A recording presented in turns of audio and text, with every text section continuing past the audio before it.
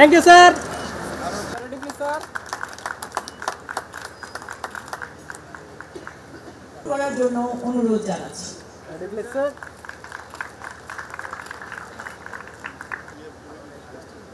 এখন বাংলাদেশ ফুটবল ফেডারেশনের সভাপতি জনাব কাবিল স্যার।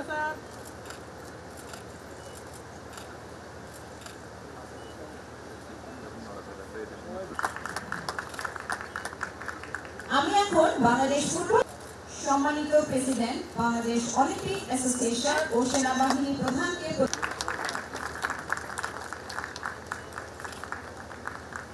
এরপর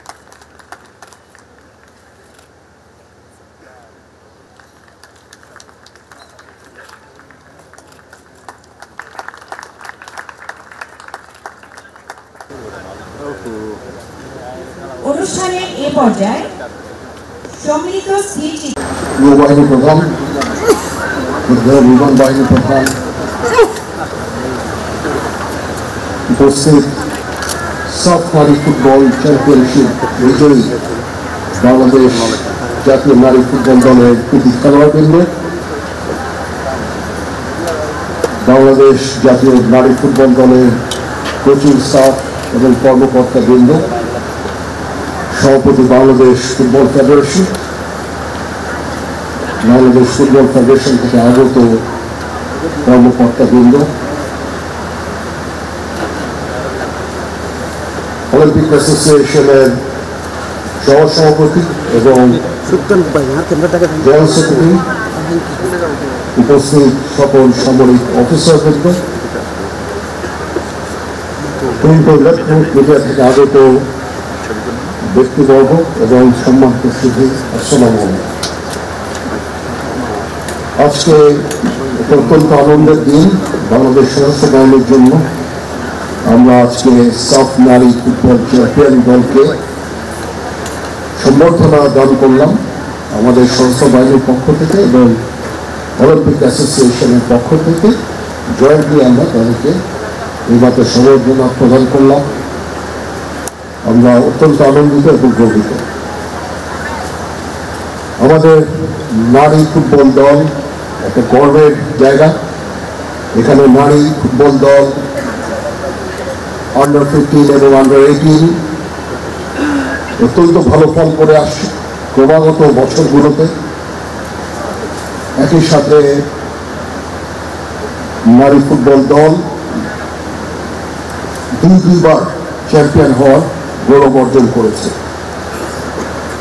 আমি নারী ফুটবল দলকে আবার অভিনন্দন জানাচ্ছি এবং কৃতজ্ঞতা জানাচ্ছি যে তারা আমাদের এই আমন্ত্রণে এখানে এসেছে কক্সবাজারে বিমানিতে। নারী ফুটবল দলের কিছু কৃতিত্ব আমি আপনাদের সামনে তুলে ধরতে চাই। 2017 সালে সাফ অনূর্ধ্ব 15 এবং 2018 সালে সাফ অনূর্ধ্ব 18 বাংলাদেশ নারী ফুটবল দল চ্যাম্পিয়ন হওয়ার গৌরব অর্জন করেছিল। 2019 সালে অনূর্ধ্ব 19 নারী আন্তর্জাতিক গোল্ড কাপ লাওসের সাথে বাংলাদেশ যুগ্মভাবে চ্যাম্পিয়ন হওয়ার গৌরব অর্জন করেছিল। 2021 সালে প্রথম অনূর্ধ্ব 19 সাফ ফুটবল বাংলাদেশ চ্যাম্পিয়ন হওয়ার ফুটবলে বাংলাদেশ চ্যাম্পিয়ন হওয়ার গৌরব অর্জন করে। 2022 সালে নেপালে অনুষ্ঠিত সাফ চ্যাম্পিয়নশিপে বাংলাদেশ জাতীয় নারী ফুটবল দল চ্যাম্পিয়নশিপ অর্জন করে। 2024 সালে বাংলাদেশ অনূর্ধ্ব 16 এবং অনূর্ধ্ব 19 জাতীয় নারী ফুটবল দল সাফ শিরোপা অর্জন করে এবং 2024 সালে নারী জাতীয় ফুটবল দল 2-1 গোলে স্বাগতিক নেপালকে পরাজিত করে চ্যাম্পিয়নশিপ